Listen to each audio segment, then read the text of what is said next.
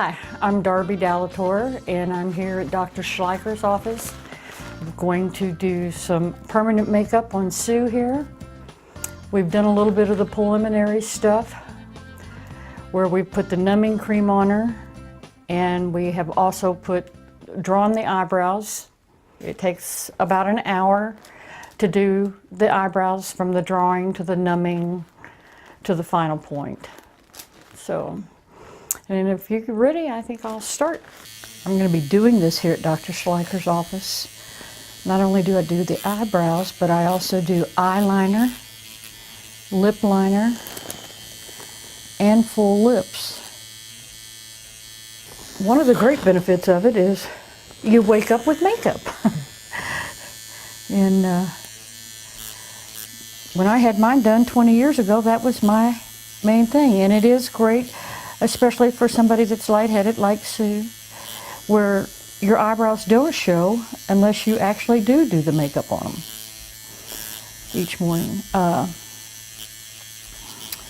What she'll do after we do these, she'll come back in about 4 weeks.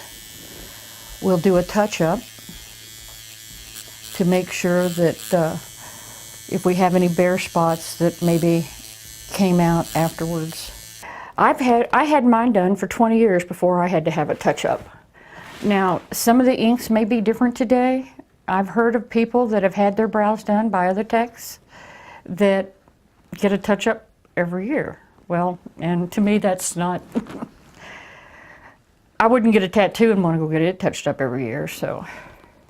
And what I'm putting on here right now is another numbing gel that can be used during the whole process. Now, Sue did mention to me something about tanning. Oh, yeah. In the tanning bed.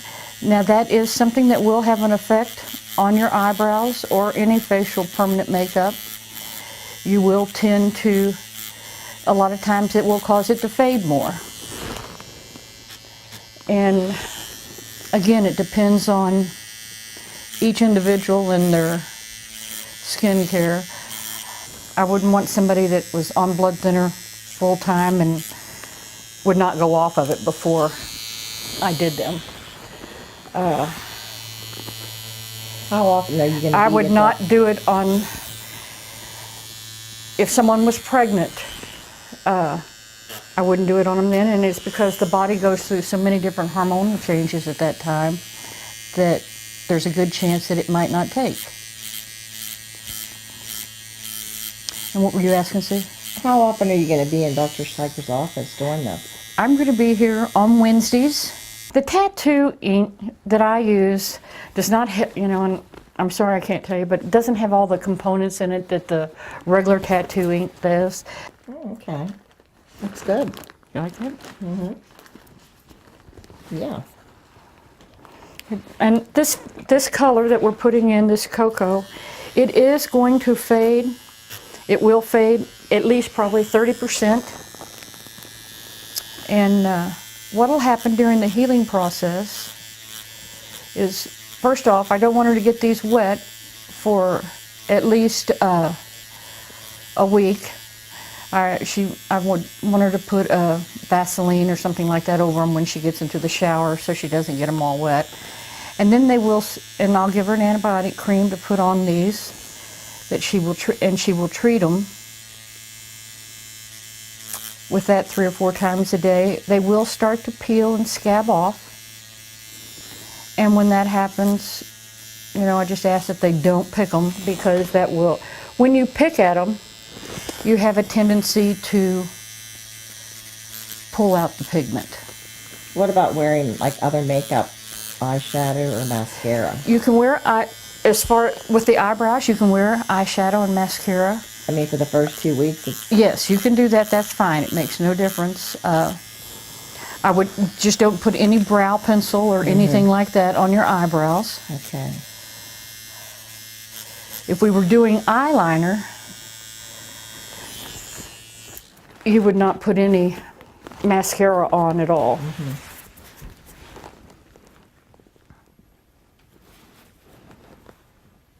What age groups do you see getting this done? I'll have to tell you, it's all age groups, depending sometimes on lifestyle or whatever, but I've actually, you know, seen all lifestyles or all ages. I have to tell you one of the stories that really impresses me. My husband had an aunt that was in a nursing home down in Texas. And the first time I saw her, I couldn't believe this woman had gotten up and put her makeup on and looked so good. And here, come to find out, she had permanent eyebrows, permanent eyeliner, and permanent lipstick. And was the best looking lady in the nursing home. And then you have your, I don't do them unless they're 18 years of age.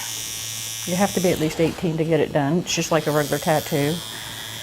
Even if a parent came in and consented, I would not do it without them being 18. I think hers has done really well. It's really taken the color. Has the pain too. Oh, it's good. Oh, it's not painful really at all. I'm just going back over this. I want to make sure we get as much pigment in there as possible so that when it does start to scab over and peel.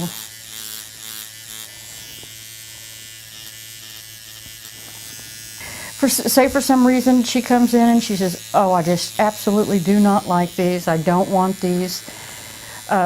She can ask Dr. Schleicher to he can laser them off, do a laser treatment on them to remove them.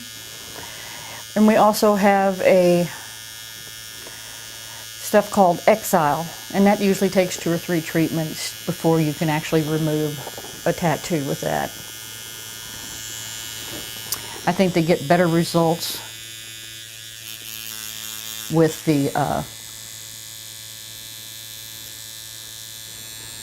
laser than they do with the other. What I'm doing now is just looking for spots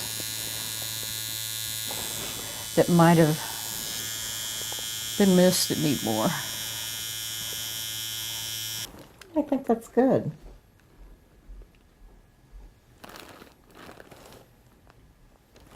Like that? Okay. Did we go out far enough? Is that where we went? This is an area, a lot of times when we touch up, for some reason or other, this area, and I think it's because what happens when we get out here, we make a much thinner line. And the fact that that line is so much thinner, Yeah. you tend not to get in as much ink. You don't want to, I would rather have a thin line there and have to touch that up on the end than to have this really thick. Right. Because I'd rather not have to take it out. Yeah. I'd rather Okay. have to add to it.